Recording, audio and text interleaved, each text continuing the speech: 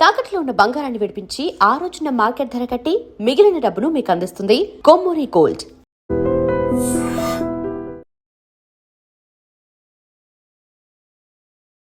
నమస్కారం, welcome to I dream. ధర్మ మార్గం విత్ విజిత కార్యక్రమానికి స్వాగతం.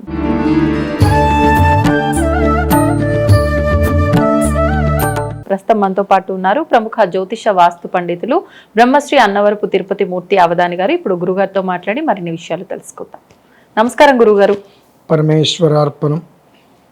గురుగారు, హనుమాన్ జయంతి రాబోతోంది. మరి ముఖ్యంగా మనందరం కూడా ఎవరి ఇళ్లలో వాళ్ళు ఆచరించాల్సిన విధి విధానాలు ఏమైనా ఉన్నాయా? ఆలయం కంటే ఎట్లాగూ వెళ్తాము, దర్శనం చేసుకుంటాము, స్వామివారి అనుగ్రహాన్ని పొందాలి అని చెప్పి తపన ప్రతి ఒక్కరిలో ఉంటుంది. మరి ఇంట్లో ఏం చేయొచ్చు ఆ రోజున, ముఖ్యంగా దాని గురించి వివరించండి.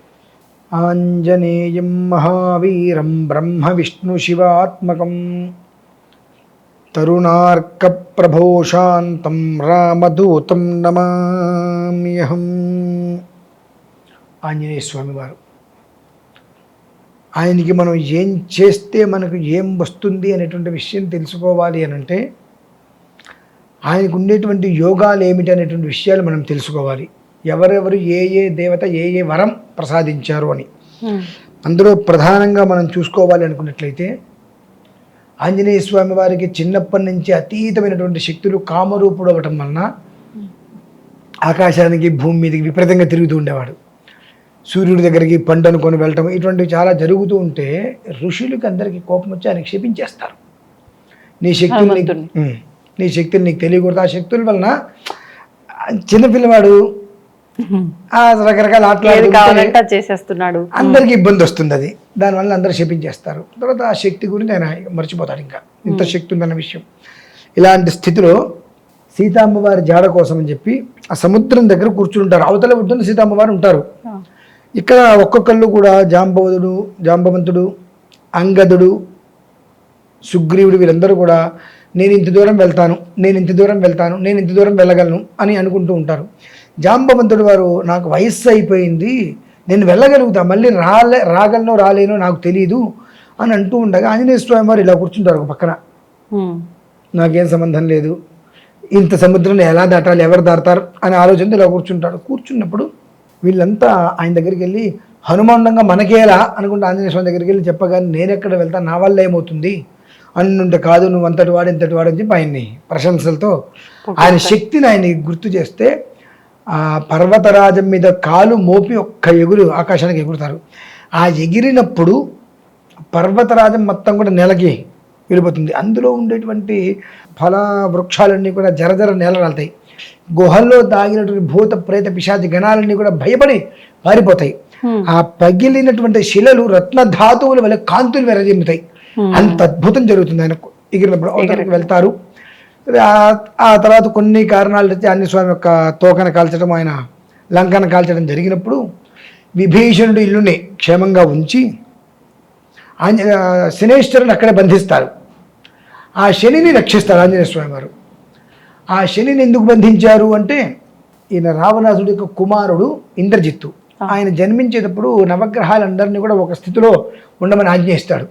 భయపడిపోయి అందరూ ఒకే చోటు ఉంటారు. ఆ సమయంలో కనుక ఇంద్రజిత్తు జన్మిస్తే వాడికి చావు ఉండదు, ఇంకా వాడిని ఎవరు గెలవలేరు ఆ స్థితి. అప్పుడు 8 గ్రహాలు కలిసి శనిని బాగా ఆరాధిస్తాయి. నాయన మేము ఎవరు ఏమో చేయలేదు, నువ్వే చేయాలి, ఏం చేసినా అని చెప్తే కాస్త వక్రగతిని పట్టిస్తాడు. దానివల్ల అర్ధాయుష్మంతుడిగా జన్మిస్తాడు. ఆ విషయం తెలుసుకొని శనిని శని మీద యుద్ధానికి వచ్చి శనిని కొట్టి కాలు విరిచేసి కుంటివారిగా శనిని తీసుకొచ్చి అయినా ఆయనకి కోపం చల్లారక బంధించి చేస్తాడు. ఈ లంక తగలబెడుతున్నప్పుడు ఆయన అక్కడ శనేశ్వర స్వామి ఉన్నారన్న విషయం ఈయనకి తెలిసి ఆయన బయటికి తీసుకొస్తాడు.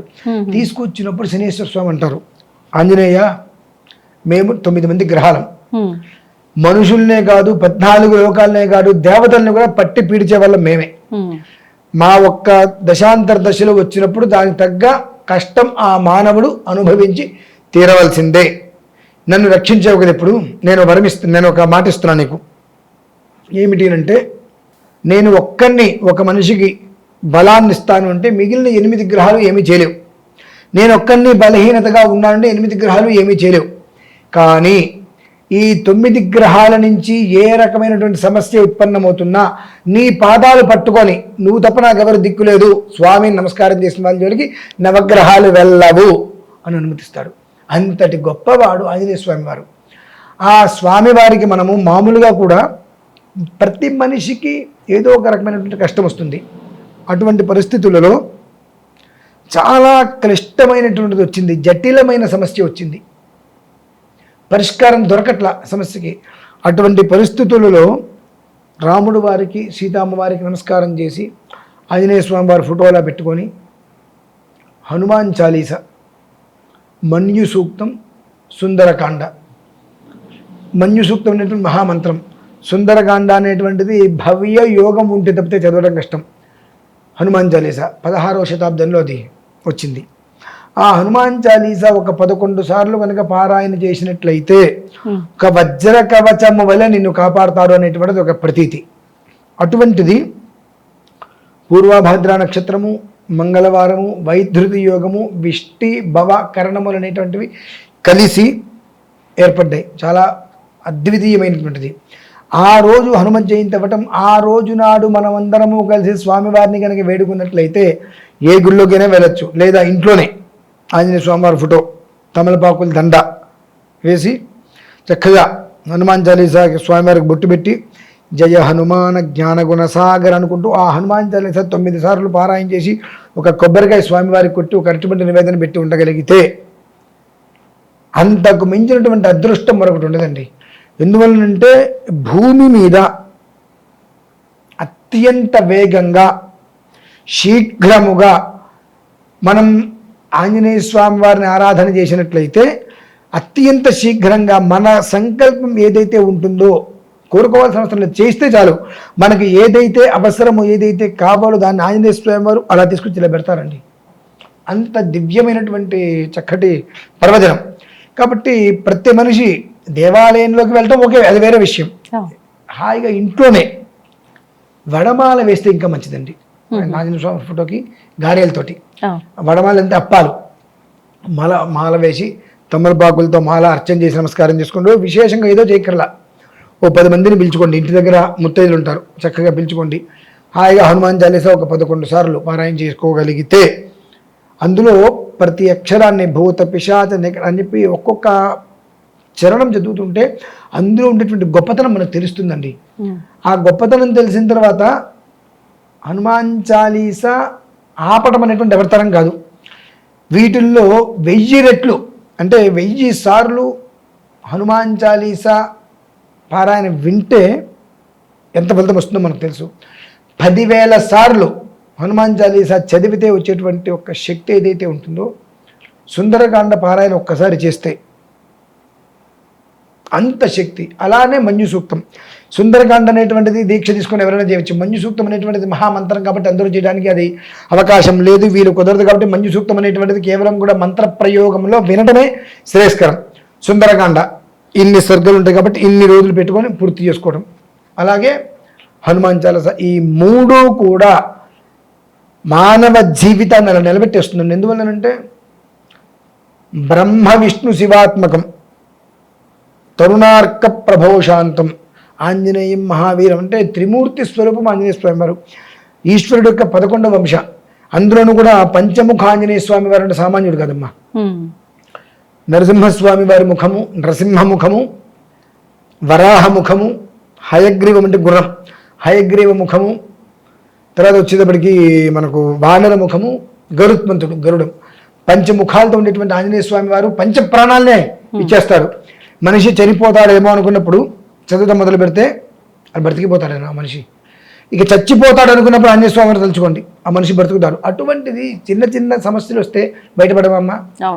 మనం చిన్నప్పుడు కూడా పిల్లలకి ఏం చెప్తాం, మనము భయం వేస్తుందంటే 4-5 ఏళ్ళ 5-6 ఏళ్ళ పిల్లలకి శ్రీ ఆంజనేయం ప్రసన్నాంజనేయం మనకు భయం పోతుంది అంటాం. వాళ్ళు అనుకుంటారు. కానీ మనకి ఇంత వయసు వచ్చి మనకి ఏదైనా కష్టం వచ్చింది అన్నప్పుడు శ్రీ ఆంజనేయం ప్రసన్నాంజనేయం అంటే ఇప్పుడు ఎవరు అనుకుంటారు అంటే మాట అవుతాయా అంటాం. పిల్లలకి మాత్రం మనం చెప్తున్నాం, అదే మనం చేయాల్సి వచ్చేటప్పటికి అవుతుందా అంటున్నాం. అందుకనే కర్మ ప్రారంభం అనేటువంటిది బలీయంగా ఉండి పిల్లలకి చెప్పి వాళ్ళు అనుభవించాలి, హ్యాపీగా ఫీల్ అవుతుంటే మనం అది ఆ టయానికి శ్రీ ఆంజనేయం ప్రసన్నాంజనేయం అనుకోవాలంటే ఏమనుకుంటా అనేటువంటి స్థితి వచ్చి ఎదగలేకపోతున్నాం. కాబట్టి భూమి మీద అత్యంత తేలికగా మన కష్ట నివారణకి మూలం ఆంజనేయ స్వామి వారండి. ఆయన కాలు పెట్టుకుంటే చాలు, చాలా బాగుంటారు. అది ధన్యవాదాలు గురుగారు. పరమేశ్వరార్థం. దీన్ని తవ్వండి, తవ్వుతూనే శివలింగం. పరమాత్మకు జీవా సరే దాన్ని అట్లా కప్పేసేయండి, చూపించదండి. Krishna is there. మూర్తి పూజ కాదు, సాక్షాత్ బ్రజేంద్ర నందన భగవాన్ ఉన్నారు మూర్తిలో. ఏమీ ఆశించకుండా ఆరాధించే వాళ్ళు కూడా ఉన్నారా ప్రభుజీ? నిజమైన భక్తి అంటే మనకు తెలియదు కాబట్టి